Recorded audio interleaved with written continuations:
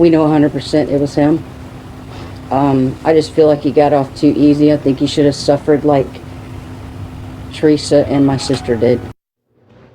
Family and friends of a young woman murdered decades ago say justice has been served. It's been almost 40 years since the body of 14-year-old Jeanifer Weldon was recovered. And that happened just months after 11-year-old Teresa Maccabee was murdered. No usable DNA connected him to Jeanifer Weldon. No witness saw her enter his car. He never confessed, and no jury ever heard the case against him. But 2 days after Florida executed former police officer James Duckett for murdering another child, Polk County closed Jeanifer's 38-year-old cold case in his name. Investigators say the answer was hidden in a 7-hour gap and in something Duckett allegedly carried into his home the next morning. If carefully researched cold cases are your kind of mystery, subscribe to Archive Without Answers. Before Jeanifer Weldon became the name attached to a cold case file, she was a 14-year-old girl living on North Sockram Loop Road in Lakeland, Florida. Her full name was Jeanifer Cheyenne Weldon. Jeanifer spelled with an A, though some reports would later get it wrong. She was only 3 days away from her 15th birthday. Jeanifer collected stuffed animals. It is a small detail, but it matters because one of those toys would eventually become the most haunting clue in her case. Saturday, September 19, 1987, began as an ordinary day with people she knew. Jeanifer spent it with her boyfriend, Johnny Marsh, her friend Angel Sullivan, and Johnny's mother. The group traveled to Tampa. While they were there, Jeanifer reportedly bought a gray stuffed kitten for her collection. It was placed in a green shopping bag. Later, Johnny's mother dropped Jeanifer and Angel at Angel's home near U.S. Highway 98 North. Jeanifer remained there until around 9 that night. Then she set out for home on foot. The walk was roughly 2 miles. Jeanifer was last seen heading north along Highway 98 near Shadow Drive, close to a carnival at Highway 98 and Daughtry Road. In 1987, there were no mobile phones in a teenager's pocket, no doorbell cameras recording every passing car, and far fewer surveillance systems watching the roads. Jeanifer never reached her house. When she failed to return, her family and friends were left with a frightening break in an otherwise ordinary day. Somewhere between Angel's home and North Sockram Loop Road, Jeanifer disappeared. She was officially reported missing on September 21st. For 13 days, people searched for her. Then, on October 2nd, a phosphate mine employee drove along a dirt road on the Gardner Mine property near Bowling Green Road in Fort Meade. He noticed shoes near the roadside. After stopping, he detected the smell of decomposition. Jeanifer's remains were found in a wooded area behind tall grass and a berm. Her body was so badly decomposed that investigators had little physical evidence with which to reconstruct exactly what happened. Her t-shirt was reportedly recovered. The green shopping bag and the gray stuffed kitten were not. Authorities believed Jeanifer had been strangled. Investigators later said they suspected she may also have been sexually assaulted, but the condition of her remains prevented them from establishing that forensically. That suspicion should not be mistaken for proof. The place where Jeanifer was found seemed remote, but it was not disconnected from the roads she had traveled. Someone familiar with the area could have known where a body might remain hidden. Yet the scene gave detectives no clear offender, and for the first weeks after the discovery, they had no meaningful lead. Then investigators found a man whose route, timing, and history demanded a closer look. Before we continue, tell me where you're watching from. Then put yourself on that Florida road in 1987. If someone who appeared to have police authority offered you a ride after dark, would that have made you feel safer or more cautious? The question matters because the man investigators came to suspect had recently worn a badge. James Duckett had worked as an officer with the Mascot Police Department for only about 7 months. By the time Jeanifer disappeared, he was no longer on the force. He had been fired in June 1987 and had moved to Polk County, where he worked at a phosphate mine. He reportedly lived in the McDuffie Trailer Park, about 1.8 miles from where Jeanifer's remains were discovered. Duckett had also become the principal suspect in the murder of another child, but he had not yet been arrested when Jeanifer vanished. He was still free, working nights and traveling the same part of Central Florida where she was last seen. Investigators developed a theory that Duckett's former police identity might have helped him appear trustworthy if he approached Jeanifer. But that remains a theory. No witness saw him stop beside her. No one saw Jeanifer enter his vehicle. There is no proof that he wore his old uniform or claimed to be an officer that night. What investigators did have was a deeply troubling timeline. According to Sheriff Grady Judd's account of the investigation, Duckett left home for his night shift approximately 5 hours earlier than necessary. His normal route took him along the highway where Jeanifer had been walking. Even after leaving 5 hours early, he reportedly arrived at work about 2 hours late. Taken together, that created roughly 7 hours that investigators could not explain. When Duckett reached work, witnesses reportedly described him as hot, sweaty, agitated, and disheveled. He said he had experienced car trouble. Investigators questioned that explanation because they believed his hands and physical condition did not resemble those of someone who had been repairing a vehicle. But an unexplained delay is not a murder conviction. A car can fail. A person can arrive late and distressed for reasons unrelated to a crime. The power of this timeline comes from what was allegedly noticed afterward. Duckett's wife reportedly saw scratches or fingernail-like marks on his back. Duckett said he received them while crawling beneath barbed wire at work. Again, the marks were never proven to have come from Jeanifer. They became suspicious because they appeared alongside the missing hours and the disputed car trouble story. Investigators also said Duckett asked his wife to help create false automobile repair receipts and to have his vehicle professionally cleaned. She reportedly refused. If her account was accurate, the request could suggest that Duckett wanted evidence supporting his car trouble explanation and wanted something removed from the vehicle. But without knowing what, if anything, was inside the car, it could not establish that Jeanifer had been there. And then there was the item teased at the beginning of this story. At approximately 9 the next morning, according to Sheriff Judd, Duckett brought his wife a green shopping bag containing candy and a gray stuffed kitten.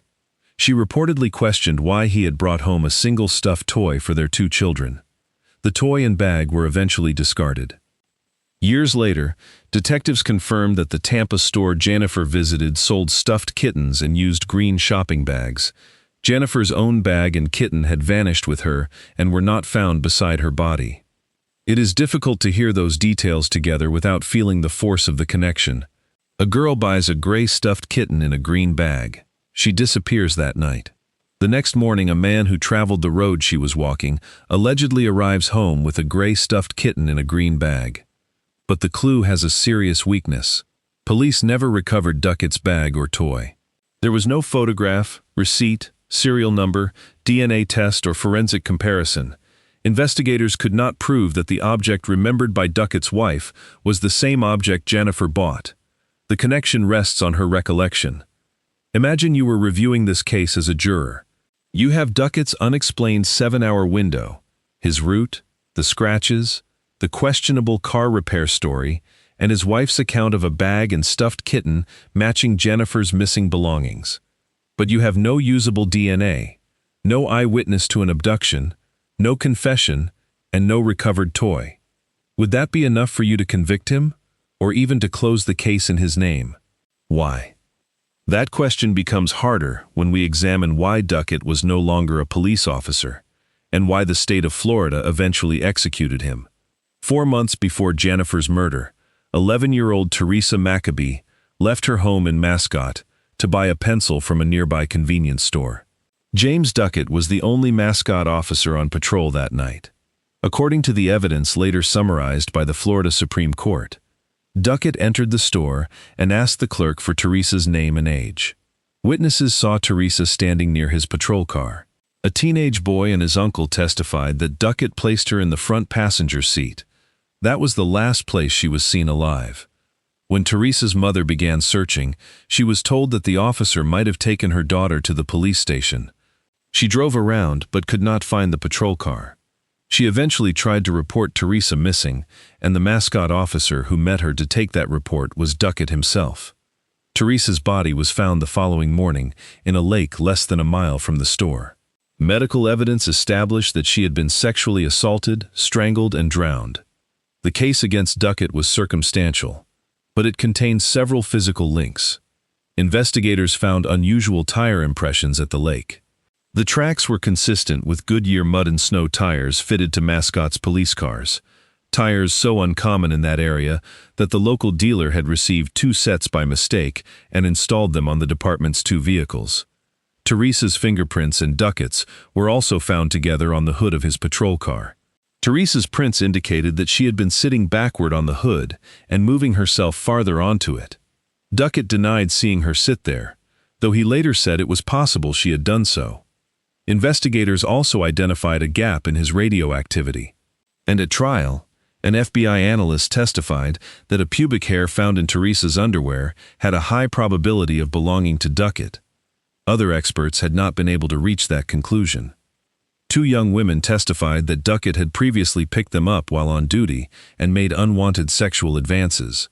Their accounts helped prosecutors argue that Teresa's encounter was not an isolated use of police authority. In May 1988, a jury convicted Duckett of first-degree murder and sexual battery.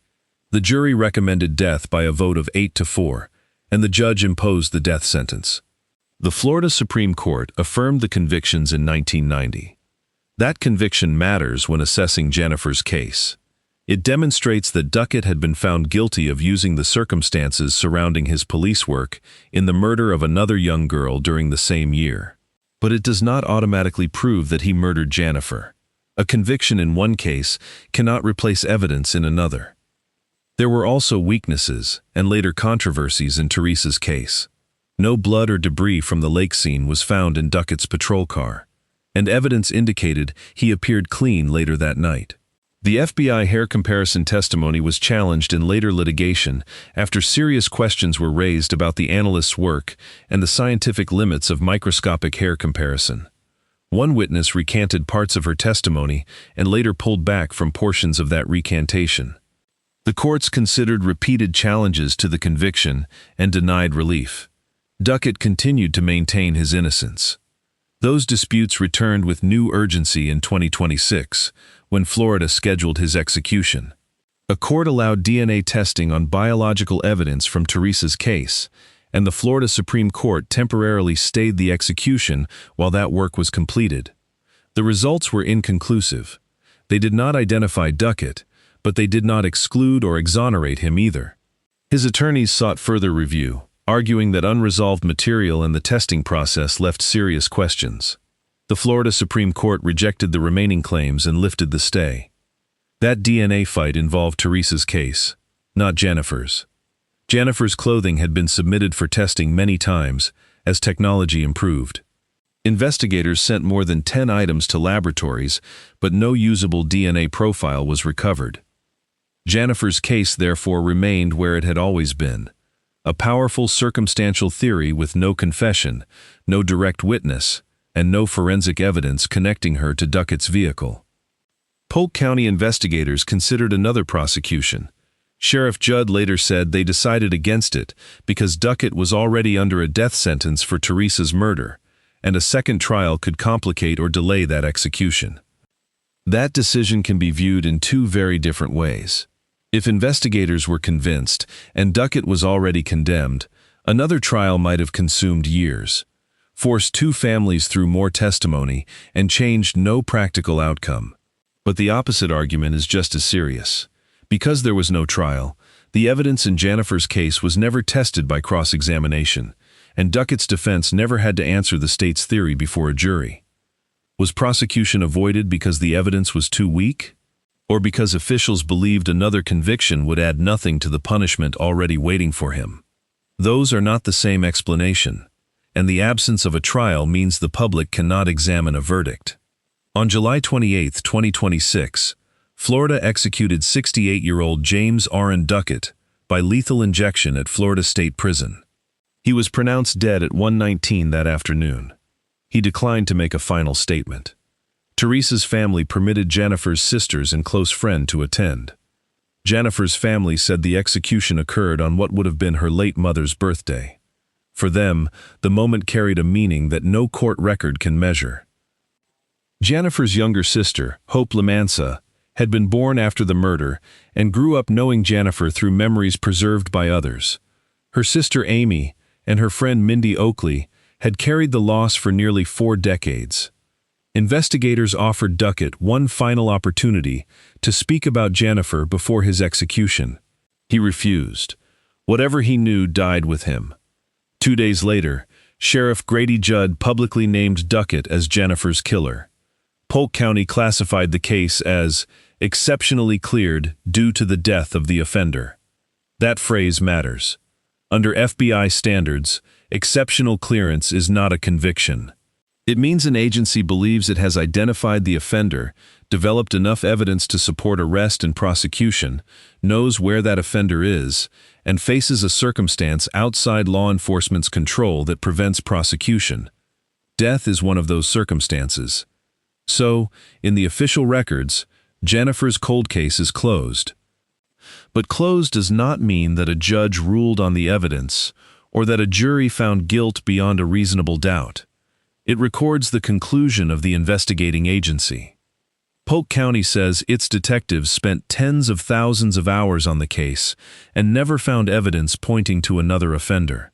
That strengthens their confidence in Duckett, but the absence of another suspect is not independent proof against him. The case rests on a combination of timing, geography, behavior, witness recollection, and history. Duckett allegedly had 7 unexplained hours. He traveled the same road. He lived near the recovery site. He reportedly arrived at work agitated and gave a questionable explanation. His wife remembered scratches, requests involving his car, and a green bag holding a gray stuffed kitten. Months earlier, another child had last been seen in his police vehicle, and a jury later convicted him of her murder. Against that stands what investigators never obtained: Jeanifer's DNA on Duckett, Duckett's DNA on Jeanifer, a witness to the abduction, the missing toy, the green bag, a confession, or a trial verdict. Jeanifer was 3 days from turning 15 when she disappeared. At the 2026 announcement, investigators displayed an age-progressed image of the woman she might have become. It was a reminder that a cold case is not merely an old file waiting for an administrative result. It is a life interrupted, a birthday never reached, and a family forced to grow around an absence. The gray stuffed kitten remains the symbol of both the strength and weakness of the case. If the toy Duckett allegedly brought home was Jeanifer's, it is a devastating link. If it was only a similar toy remembered years later, it cannot carry the weight of a murder conviction. Because it was discarded, that question can never be tested. Polk County says Jeanifer's murder is closed. Her family believes the right man finally paid. But James Duckett was executed for Teresa Maccabee's murder, not Jeanifer's. The case against him for Jeanifer's death was never presented to a jury, and the man investigators accused took his answer to the grave. Based on everything you've heard, do you believe James Duckett murdered Jeanifer Weldon? Or was this cold case closed without enough proof? Which piece of evidence convinced you, and what still leaves you uncertain? For more victim-centered cold cases, followed carefully from mystery to evidence, subscribe to Archive Without Answers.